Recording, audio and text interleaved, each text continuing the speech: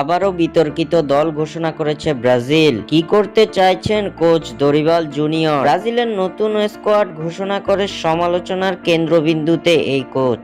বিস্তারিত জানতে পুরো ভিডিওটি দেখুন এবং খেলার সব আপডেট পেতে সাবস্ক্রাইব করুন আমাদের ইউটিউব চ্যানেলটি ও ফলো করুন আমাদের ফেসবুক, ইনস্টাগ্রাম ও টিকটকে। দর্শক, ব্রাজিলের এই কোচকে কি বাদ দেওয়ার সময় এসেছে? আপনাদের মতামত আমাদের অবশ্যই কমেন্ট করে জানাবেন।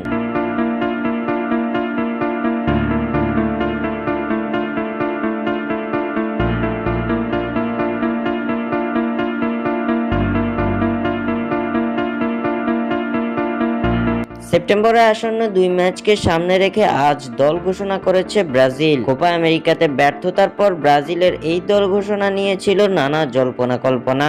ভক্তদের মনে ছিল এক অধীর আগ্রহ, কেননা ব্রাজিল ভক্তদের আশা ছিল আসন্ন এই ম্যাচ দুটির মধ্য দিয়ে সেলেসাও স্কোয়াডে ফিরবেন দলের অন্যতম সেরা তারকা নেইমার জুনিয়র, ক্যাসেমিরো, রিচার্লিসন সহ একাধিক খেলোয়াড়।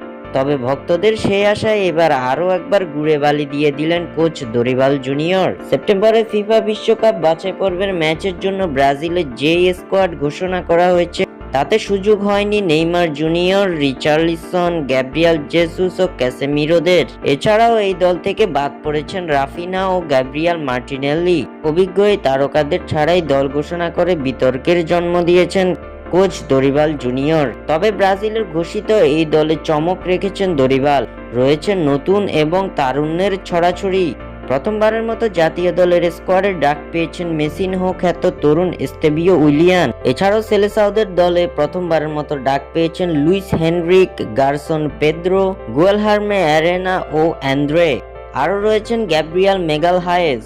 ইকুয়েডর ও প্যারাগুয়ের বিপক্ষের ম্যাচের জন্য ব্রাজিলের ঘোষিত 23 সদস্যের স্কোয়াডে যারা আছেন তারা হলেন: গোলকিপার হিসেবে আছেন অ্যালিসন বেকার, বেন্তো ও এডারসন। ডিফেন্ডার হিসেবে আছেন Danilo, Yan Couto, Guilherme Arana, Wendell, Beraldo, Eder Militao, Gabriel Magalhaes ও মার্কুইনোস। মিডফিল্ডার হিসেবে থাকবেন Andre, Bruno Guimaraes, Gerson, Joao Gomes, Lucas Paqueta, Rodrygo. ফরওয়ার্ডে থাকছেন Endrick, Estevao Willian, Luis Henrique, Pedro, Savinho ও Vinicius Junior. স্বাক্ষর থেকে সাদবিন ইসলাম।